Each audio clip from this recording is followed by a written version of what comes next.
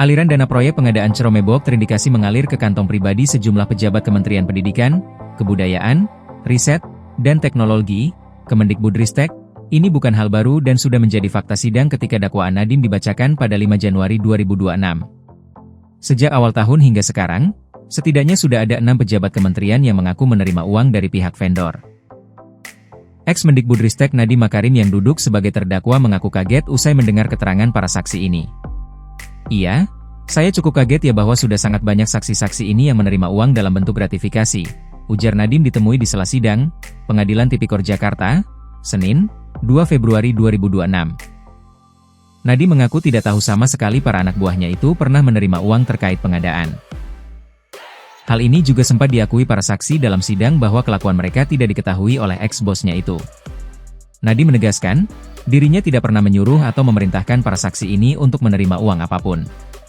Mereka semuanya mengaku tidak pernah diperintah oleh saya untuk menerima uang tersebut, imbuh dia.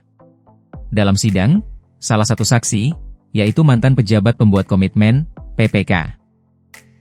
Direktorat SMA Kemendikbudristek, Dhani Hamidan Hoir mengakui bahwa Nadiem tidak tahu apa-apa terkait aliran dana yang masuk ke kantongnya.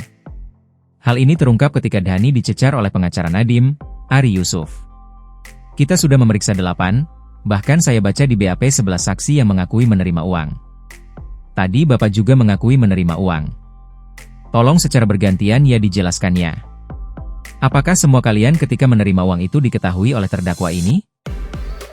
Tanya pengacara Nadiem, Ari Yusuf dalam sidang. Dhani mengaku, Nadiem tidak mengetahui ada penerimaan uang pemberian dari salah satu vendor Ceromebok. Lantas, Ari menanyakan alasan Dhani dan saksi lainnya melakukan pengembalian ketika kasus Nadiem disidik Kejaksaan Agung. Saat itu memang ditanyakan, ada iktikat baik apa oleh Pak Dhani? Seperti itu, jelas Dhani. Dalam dakwaan, terdapat kurang lebih 11 pejabat Kemendikbudristek yang diduga menerima uang dalam pengadaan Ceromebok.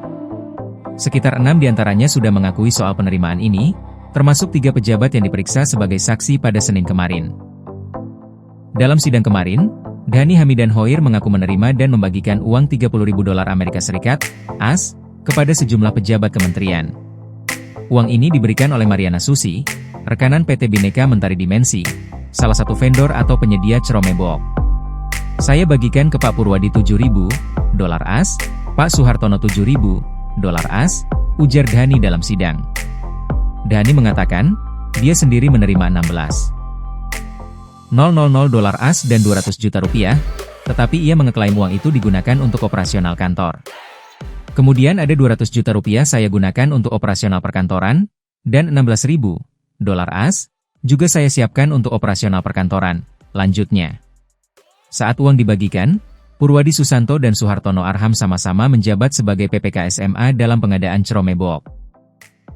Sementara, satu saksi lainnya, Harno Susanto selaku PPK dan mantan Direktur SMA menerima Rp250 juta dari Mariana Susi dalam kesempatan yang berbeda. Berdasarkan penelusuran Kompas.com, angka penerimaan ini berbeda dengan uraian surat dakwaan. Harnowo selaku PPK yang menunjuk PT Bhinneka Mentari Dimensi sebagai penyedia alat TIK menerima uang senilai Rp300 juta. Hingga saat ini, para pejabat ini masih berstatus saksi.